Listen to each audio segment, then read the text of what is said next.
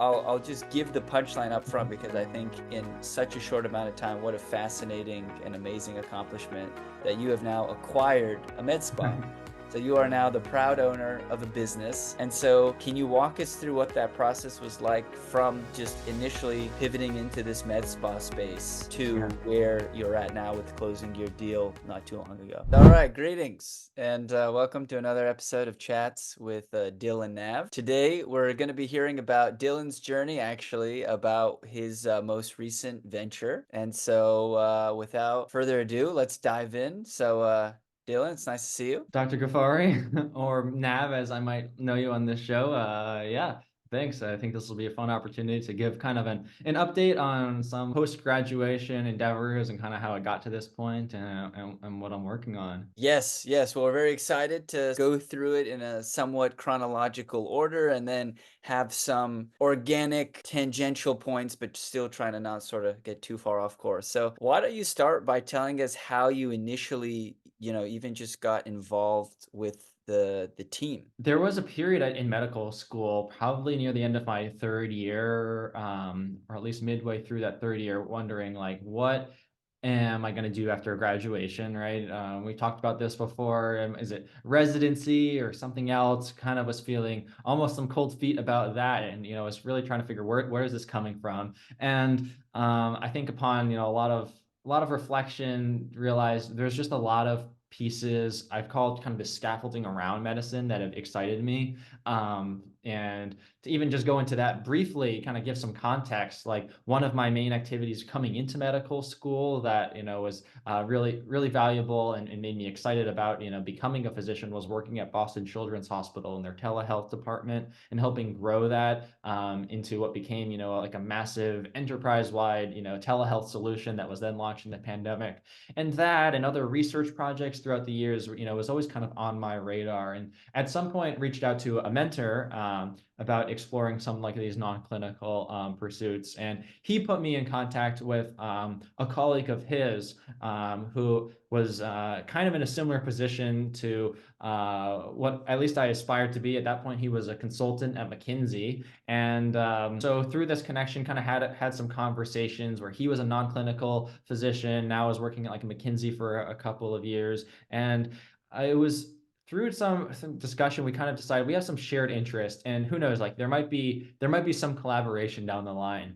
But what's interesting about that and why I kind of give that backstory is it actually was a long time between that first point of contact, when I was first connected and when we actually started working together. It was almost a year later with just exchanging a few emails when I told him about some startup idea that I had in mind.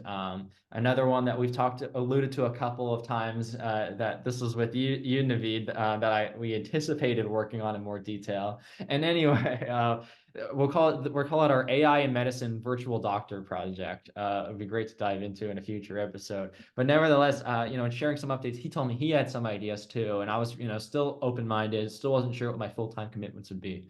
And we ended up deciding, you know what, we have one kind of shared interest, and I think the core of that shared interest is realizing that the MD can be a very versatile degree, and that a lot of physicians and all the other healthcare personnel, nursing and so on, can often feel like they're kind of siloed, into one role.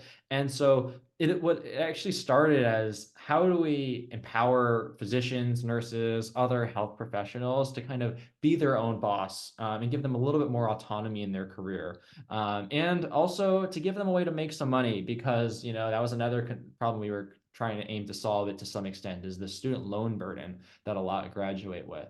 So within a couple of months of graduation, we finally had some steam. In the plan at that time, the plan at the time, one of At our the mottos time. One at the time. was to start a consulting company to help physicians open and grow their private practice clinics. And so that would be, everything from, an independent orthopedic surgery center to an ophthalmology office, or, a primary care physician. How do people go through this whole process, from, being a resident physician about to start their career, or someone who's working for a big hospital system? How do they, go and leave and then start from scratch? And like, what are all the thousand steps, and maybe we could, break that down for people. And so we went through a lot of iterations. We were emailing people, cold calling, physicians, trying to learn from their successes and failures. Weren't getting a lot of traction initially. We were studying the market, and trying to determine like what were some of the challenges there. And there was things that weren't super exciting or kind of the sexy things to solve. I mean, for example, a lot was dealing with insurance credentialing. And the best way to do that is kind of have like a call center for, to be on the phone on hold for like 40 hours and get a physician credentialed with like, 4 different types of major insurances in their region. And these companies existed. So that was something we could compete with that. But what we really found was there was a few of these kind of companies, these needs sort of being met, but overall, it was a contracting market. And fewer physicians are going into independent private practice. More and more are getting bought out and becoming part of big hospital systems. And we thought we basically had reached a decision point. We could either try to fight this current and, help physicians, go out independently, or we could, look for something a little bit different where we were like, entering a growing market. And I think this is where then it becomes interesting, is along the way discovered some of the ones who did seem to be more fulfilled and were doing well, and growing their practice were the ones who had a medical spa. Like it, and maybe it was a plastic surgery office who then also had like a medical spa, and they were offering some types of cosmetic procedures and other types of, even just skincare treatments, and dermatology practice offering this. So that I might kind of wrap up now for now to see if you have any kind of summary thoughts or want to guide it. But that was honestly kind of the initial inspiration for breaking into this medical spa market. Well, thanks for sharing and going through that arc and giving the context. I certainly think it's helpful to go back and see that you had these roots at an earlier, time of really wanting to grow something with your work at Boston Children's Hospital, and you were saying other projects. And then to, I think the value of going through mentors to be able to have them open doors, is the reason that you got in touch with your current business partner, and that even if there's a touch point, it doesn't mean that it has to be a now or never situation. Because yeah, at the time when you were first starting to have those interactions was when you and I were talking with some other different folks about possibly starting something. And so it seemed like it was a couple months after that point that you had continued to keep in touch, but then really decided to cross the threshold of spending a majority of your time with your current partner. Yeah, and to just kind of echo this one more time, I think that was one of the key kind of lessons that upon reflecting is the importance of building your network, which I think is actually undervalued in medicine because of the process, right? Like people don't get their jobs as frequently in medicine. They certainly don't match, to residency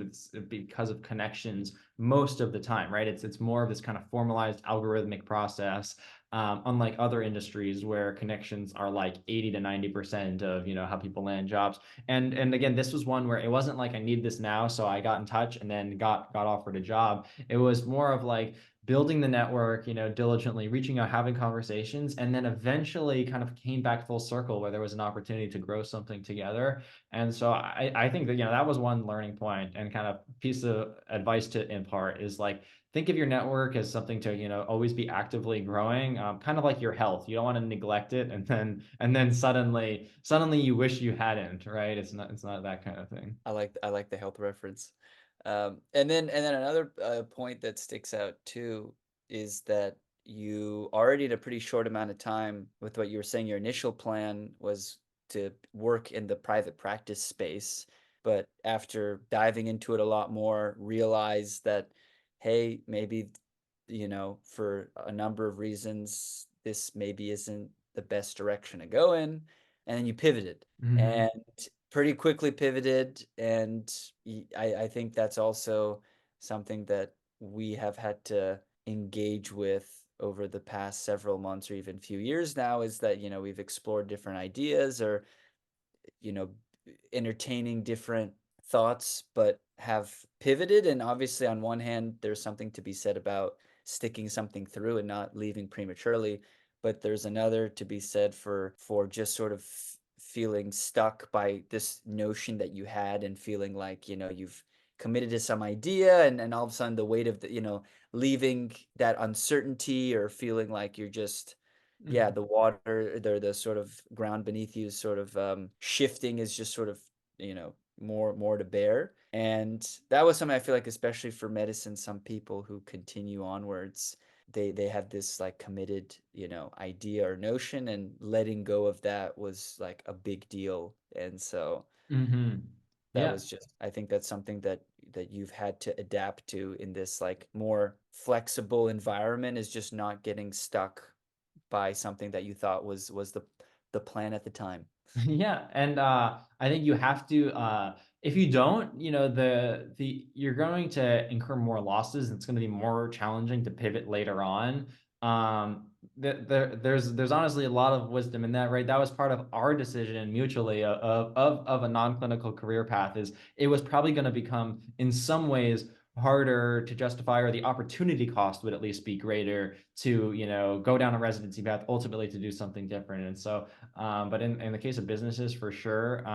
And it's also, as they say, the only thing constant is change, right? And so as market conditions were changing, we felt like, yeah, we didn't want to be trying to be like create like a company that's the underdog, right? We don't want to be the ones selling DVDs in the digital era.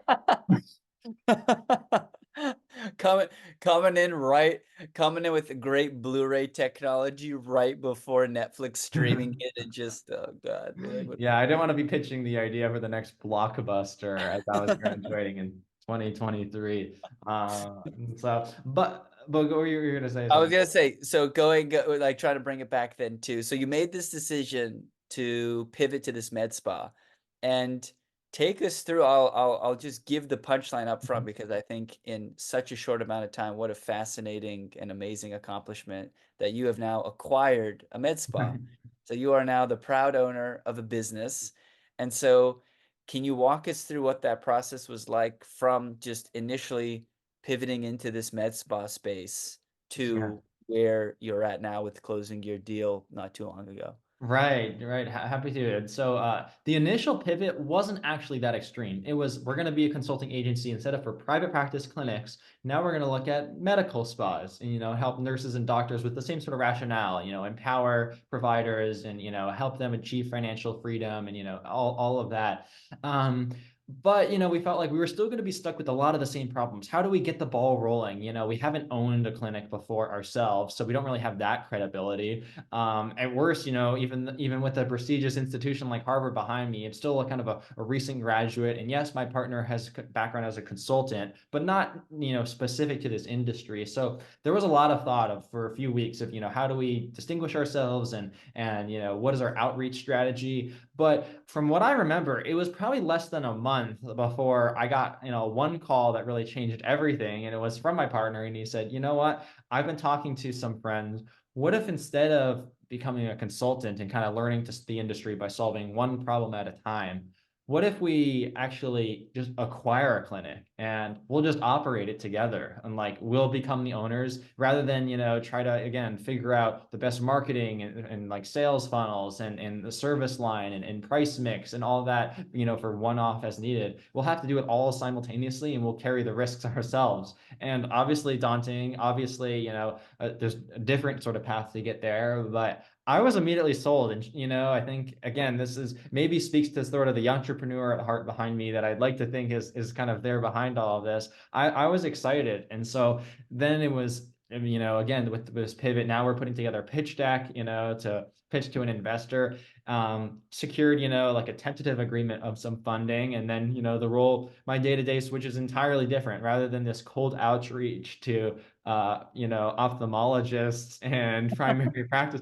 Now it's what med spas are for sale and reaching out to brokers and maybe acting like I have, more of a posh voice. I'm reaching out on behalf of our very wealthy client to try to, when I have no idea how any of this works. But One kind of, I guess, kind of story to along the way that I like to share is sometimes I think when you make a decision, you kind of get positive feedback from the universe, or at least you're more aware of opportunities in things. And so I remember I started hearing about from even both of my parents, like that, they're aware of new med spas popping up, or they just talked to a friend who is, somehow involved in one. And in my own case, I was basically invited to attend a conference in North Carolina about the medical spa industry. It's through AmSpa, the American Med Spa Association. They offer these boot camps a few times a year, and they host a lot of like vendors that are kind of marketing all their different products, lasers, devices, software solutions, and more. And in parallel with that, there's like this business boot camp where they're teaching you kind of the ins and outs, things to be careful for, the legal, financial considerations, and how to get up to speed, that kind of the 0 to 1 phase of running and a profitable med spa. And so decided, we were gonna go for it. And so my team, invested some money. It was probably at least a few hundred, maybe $800 plus the cost of a hotel for me to go and learn. And this is where I think the momentum really started, because one thing to highlight from that trip was there was a raffle going on, and that piqued my interest as soon as I entered. They said, "Here is all 24 vendors that are here, in this kind of atrium ballroom area of this hotel." And they said, if over the next 2.5 days of this conference, you speak to each and get them to sign off on this, you'll be entered in this raffle. And there was actually a few prizes, like maybe 10 prizes. It included things like a pair of slippers or some free like skin cream that one of them was selling. Even like one of the better ones was some Apple AirPods. And there was also this grand prize of the same company, AmSpa, that has this boot camp. They also offer like a once a year, they call it the AmSpa, the medical spa show in Las Vegas. And so it was going to be a free ticket to that event. And I was kind of sizing up the room and realizing, most of these people here are like probably wealthy doctors, or at least they're making a decent income, considering starting a med spa, or they're already business owners looking to bolster. I was thinking they're probably not that excited about, like a pair of slippers or some AirPods, but like that's cool for me. And not only that, but like, they're here to learn. Not everyone wants to be like hustling and trying to talk to every single person while they're here, every sales rep. But for me, I was like, game on. This was a competition made for me. And so I went all in. I was, and all of our lunch breaks, I'd scarf down something quickly and spend the rest of the hour talking, 2 to 3 vendors, getting through. And then, when there was any downtime, talking to the next few. And so that right on by the last day, got that last signature and turned it in. And in the process, learned a lot too. It wasn't just about collecting signatures. I actually did get to network and learn about all these different pieces. So it was a win-win in that regard. Then the raffle was called, and they said on the microphone on like the last lunch of this event. So we have something interesting that's happened. Currently, there is only one name in the pile, Dylan Cahill. So I was hyped, but then I was a little annoyed when they said, actually, we're going to give you guys a few more minutes, the rest of the lunch hour, if anyone's close to finishing. And at that point, I think they accepted anything. If it was 50% or 80% filled, or some people just turned in their name tags. So a few more to go around. And my name was actually like second or third called. I remember I won like a Visa $100 gift card, so I was pretty happy with that. But there was still like fewer names than prizes. So then all the names go back in. And then it got down to the very last prize, the all-inclusive ticket to Vegas for, the 4-day med spa show, Dylan Cahill. So I won it all, and that trip is still coming up, going to Vegas. But besides being a fun moment, I mean, again, I think it just kind of shows this snowball effect of, just feeling like you're fighting a current for so long. We pivot, and then before long, I'm at this conference, I'm making friends, and I win a ticket that, covers more than the cost of that conference even was. So that was pretty exciting. That's awesome. That's awesome. Oh, I think that certainly highlights your tenacity to get there, and your eagerness to want to go and learn and talk to all these people. And so that is awesome. And these moments you're talking about, I think are really, I do think that when we can be in a mindset of trying to, especially if we become excited about something, I feel like we are also more open and might see some more Hmm. signs maybe than we would be in another state. But those signs are still there, and sometimes the weight of them can be really sizable, and especially in this case with, getting a raffle for this, the like predominant association in this field and at their like largest event and having it be cover. I mean, that's pretty sizable. So it's Yeah, it's it was fantastic. exciting. It's fantastic.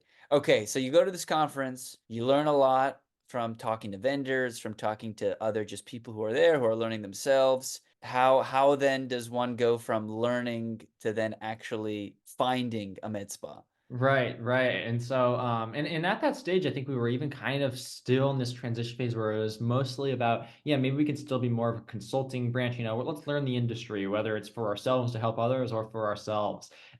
But, from there, I actually think if I remember what it was about, that weekend or shortly thereafter that, we started putting together a list of potential acquisition targets, just businesses listed for sale. I did do like a short online course of like how to buy a small business. That might have even been what it's Oh, called. really? Yeah. What And was the course through? it was there was a couple of like creators online. You know what? I actually know the name. It was called Unconventional Acquisitions, if anyone wants to look it up. Not a Okay. sponsor, maybe one day, that would be great. But and it was like a video course of these two like entrepreneurs and talking about, how they've acquired businesses. A lot of it was even kind of like going for small local businesses like a plumbing company or like a laundromat or things like that, and just like how do you even initiate that process and then like buy a business that starts to cash flow and create kind of more freedom in your life and things. And even though it wasn't at all about how to buy a med spa, there were still some little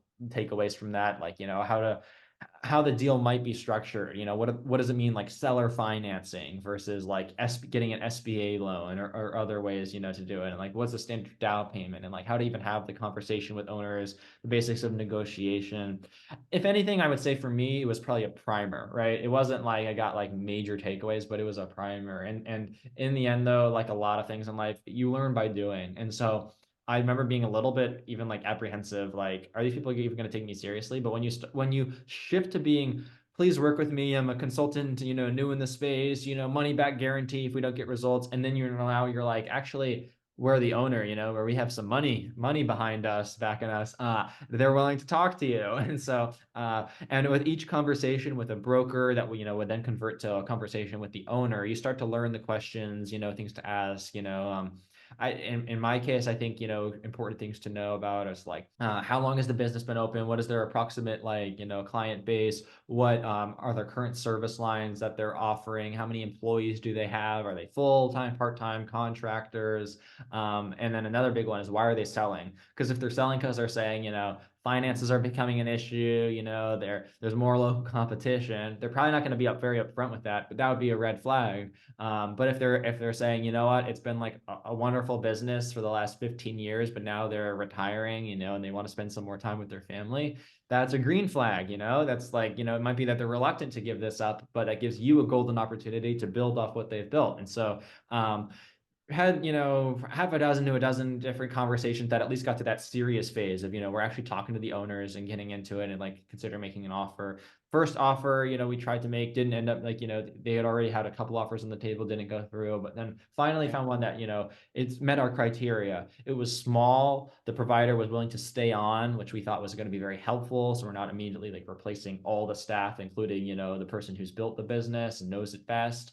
And we kind of felt like we built some good rapport with her and could really be kind of like a management team, not just like an owner and a boss, but again, we could be more of this management team and bring sort of our expertise from our medical background, consulting background, and more, and just kind of fresh ideas, youthful enthusiasm, and then help with. But and when buying this, we'd already get some of the client base built in, and we'd have the facility and the treatment rooms, and so it felt like it was kind of less de-risking, so to speak, to use that business term. It wasn't like we were just going to start from scratch and build it all from, ourselves, and hire everyone new in like a, in a location that hasn't been tried. So much of that was already taken care of. And so our primary goal would be like, let's just try to see if we can keep the thing running. And then again, just through little tweaks over time, see if we can grow it, and go into that process more. But that's really the gist of how that kind of acquiring the clinic, the brokerage process and identifying this target worked. And I'm guessing you learned a ton about this in med school.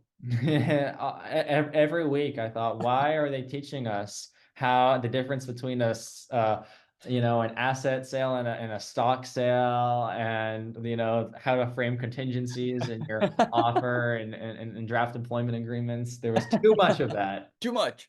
Yeah, well, of course, obviously that's not the purpose of med school, but the fact that you were able to just get so up to speed and throw yourself into this, that I think is really commendable. And then the self-training approach that you have, I've always found it really admirable. So that's amazing, man. Just I can't imagine all that learning. And now, like, how does it feel to actually have that responsibility? I would think, there's these different phases of all the process you were saying of going through that. And I know offline we just, you shared a lot about like what this diligence process looks like, and how there's a lot of back and forth. And so it sounded like that was occupying most of your time. And now that the deal has gone through, which is amazing, how has your time, like the way that you're spending it, shifted? Yeah, good questions. And starting on this due diligence phase, I mean, this is where I think it's fun to just kind of be behind the scenes and kind of, pull the curtain off how it's actually done, in like a small scale operation like now, like, because I'm sure there's a lot of times that people outsource this work, and, then it's all done by, experienced and vetted, accountants and lawyers and the rest. And of course, those came in as needed. But a lot of this was also us trying to learn as much as possible and do as much as possible ourselves. So, like, for example, ChatGPT was released a little over a year ago. We use this like all the time. Like, I could literally like get, a piece of financial documentation or some contract, upload it to ChatGPT and be like, what are some non-standard, like phrases or sections of this? Or like, if I have a meeting with the owner on this later today, what are some things that I should ask for clarification on? And that didn't like completely, guide our approach, but that was kind of one fun tool actually to, help us along the way. But where the due diligence got very interesting, and I remember actually talking to you about this at the time a little bit, was we were hopeful that I would be able to see the clinic in operation before the sale was finalized. And we did have an opportunity to do that, but it felt like one of those things where you might get caught just short. And it was like I was going down to the clinic in Florida, was going to, meet with the owner and ideally the rest of the staff even, and I had already visited the site before, off hours. And so I had already seen the place, knew it was all real and looked good. But again, I wanted to see it in action. Were these numbers real? Are there actually patients coming through? And like, what are the logistical operational challenges, right? So we have some insights. But we definitely got some pushback on this idea, because normally in a business sale, you don't want any of the employees to know the business is for sale until after it's closed. It kind of it switches the balance of the negotiation in favor of the buyer. You could always see something that causes you to drop out of the deal, or even less of that concern. If the employees get wind of that, it's for sale, they might feel like their jobs are not safe anymore, that they're going to lose benefits, they're going to get a pay cut, they're going to be forced into another position, or just, again, be lost. And so normally it's avoided. And so it was pretty much at the 11th hour that I was nearly going to come home after this trip, at the site of the clinic, when we had a call, with one of my business partners, the doctor and owner and the broker, and came up with the plan that, kid you not, I was going to frame myself as being a shadowing medical student for the day so that I could see the clinic in action. And so at like 8 p.m. the night before, we came up with this whole plan. We even had some backstory should it come up of, what school do I go to? How did, I get in contact with the doctor, just, oh, like, another colleague reached out, said, that that Dylan's in the area and would like to just see aesthetics medicine for a day. He's interested in primary care and maybe would do some Botox one day or something, like that. We didn't want to overly elaborate, and so we went with it. And so it definitely felt very uncomfortable, but I thought, hey, if I'm going to be an actor, if there's one role I can play well, it's slightly awkward shadowing med student. That I got locked down. you're, you're a professional in that domain. Exactly. I know what it is. Stand in the corner of the room, be asked to leave when something slightly sensitive comes up, try not to get out of the way, but be in the way, have your phone in your pocket all day, but only pull it out the 1 minute that the doctor is staring right at you and things are disengaged. I've done all of it. Okay, so you're going back, you're being reminded of a time that you loved. And how was your cover kept? The cover was kept, and I think it was totally fine. There was really no major deception going on. It was just that I was an unassuming role, getting to see things from the inside without causing a big fuss, and that's exactly what was accomplished. I got to see the various aspects of the business, on the aesthetic side, Botox, facial fillers, and also on the wellness side of like the weight loss therapy. And even learn about some of the problems of like the paper charting that's being done and the way medications are being dispensed and how that's like a time consuming process. And so I think it was totally worthwhile to get to see it. And it's just an early glimpse. I'll get to see a lot more of the clinic in action, but I think it's like so many things. It could be so hard, when you're only told a story or talk to someone and you don't really get to like visualize the space in action and see how it's done.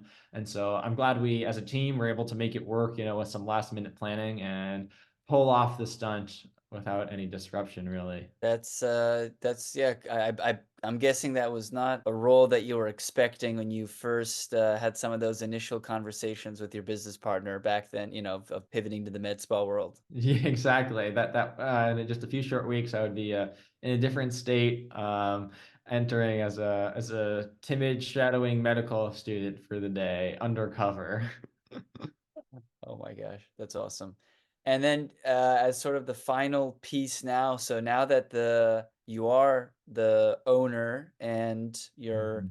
working to learn how the business operates and have this responsibility and try to grow it, this is obviously the current state. And so what are your plans at the time, given the time this is right now? That's right. That's right. And I'm going to answer this in two parts. For one, I do think it's worth highlighting kind of the vision, right, of what we plan to achieve, because I haven't really covered that yet. But then I want to bring it back down to earth and kind of show again the let's pull off the curtain. What is it really like to do that? And so the vision is to have a really like a large, expansive medical spa and anti-aging clinics, like business across the country, at least starting in Florida, moving along the East Coast, then to some other major hubs. And my business partners are largely based in Taiwan, and we have a lot of connections in East Asia, not only Taiwan, but Japan, South Korea, and China. And so, with the ultimate vision is to have a luxury brand aesthetics and wellness center that people can come to, and know that they're going to get top of the line treatment with these influences from East Asia, bringing the best of the business there. It turns out actually it's a more competitive aesthetics market there in East Asia, and a lot more competition, and the profit margins are down because of that. And so it's kind of a more mature market, and yet here in the US it's kind of in its infancy. I've mentioned the market a couple of times, and talk and alluded to it's a growing market, but I haven't really gotten into the numbers, and that might be beyond the scope of what we want to talk about now. But what I can highlight is that the market is very different here. It shows signs of rapid growth, no kind of plateau in sight. So that's part of our excitement about the opportunity, and again, this partnership we have with our rich global network, and so that we can really build this premier brand and expand locally and regionally and nationally, and then ultimately internationally. So we're excited to now be at the ground floor of that, and rather than just have an idea, now it's a small snowball in motion. And so we think we've got a good partner in this first clinic. The providers, been excellent, super open, excited to be one of our early partners, knowing that we plan to do achieve a lot more. And so phase one now, again, like I said, bringing it back to like what is actually to be done is, we don't want to rush to try to sell this kind of dream and grow the business before we actually know enough about the industry and business. And so right now I'm taking more of like a managerial role, not just looking at the next and the next and the next acquisition, but let's try to figure out a system where we get it right here. And in parallel, we're exploring other opportunities so that, we can replicate the best things and don't have, a problem that gets out of hand and then we have to fix across multiple locations. And so my day to day these days is largely just the kind of that managerial role of managing a med spa, things like making sure invoices are paid, setting up a payroll, vetting different service providers about, if you're going to get a custom branded mobile app, a new website, an EHR solution, scheduling and billing, and like how do you set up a business account and then link the credit card swiper to your account, and like all of this stuff, and how do you save fees along the way, and there's definitely a lot of putting out fires of so many random accounts to be switched when you go the acquisition route. You're still going to get bills several weeks, if not months in, some things are quarterly and realize it's still under the other name. So there's a lot of like that kind of might seem like boring logistics, but I think it's good to know, like acquiring a business and operating a business isn't all just collecting money and spending time on your yacht. I think a lot of people tend to think that. And if we're ever gonna, achieve financial success in this venture, it's gonna be because we have, good fundamentals down, solid understanding of all aspects of the businesses, where the revenue's coming, what the opportunities are, what our expenses are, where we can cut those, and avenues for growth. Another exciting avenue for growth right now is the hiring process. And so, putting together job descriptions and beginning to screen applicants. So you can kind of just tell from this recent ramble, there's a million things in one. It's probably, if entirely different, still in some ways entirely analogous role to being an intern in the hospital, and that there's so many tasks to manage, and you need to prioritize a bunch of them, and only some of them will move patient care forward, and some are to-dos, and only some will move the business forward, but others are just to-dos, and nevertheless, that's what we're working on. And this won't be my kind of forever plan, because it would be I'd be stuck here. But ultimately, when I have a good understanding of all these fundamentals I'm speaking of, then can better train future employees, and then kind of remove myself and focus on more of these growth, acquisition, and achieve that vision for being a premier wellness and anti-aging center across the country. That's fantastic. That's fantastic. I wish we could have played the last few minutes to yourself from 6 months ago and just look at this guy. Look at all he's learned. Look at all these new words and That's right. That's right. Yeah. I hopefully I used a few correct terms there, and there was enough excitement in my breath to show that I'm on the right path now, and that in 6 months from now forward, we'll still only be building on this same momentum. And I appreciate you being one of the biggest fans, oh Navid, yeah. through this process. Oh yeah. Oh yeah, definitely. I'm definitely your cheerleader at heart, and it's been exciting to just see you on this journey, and looking forward to checking back in soon and seeing what exciting developments you have for us. Yeah, well, we can absolutely make this a sub series in the new podcasting venture. Happy to kind of share some lessons along the way as I go through this exciting journey. Love it. Love it. Awesome. Well, Dr. Cahill, it's been a pleasure, and thank you for taking the time. Thank you. All right. Talk sometime soon. Sounds good.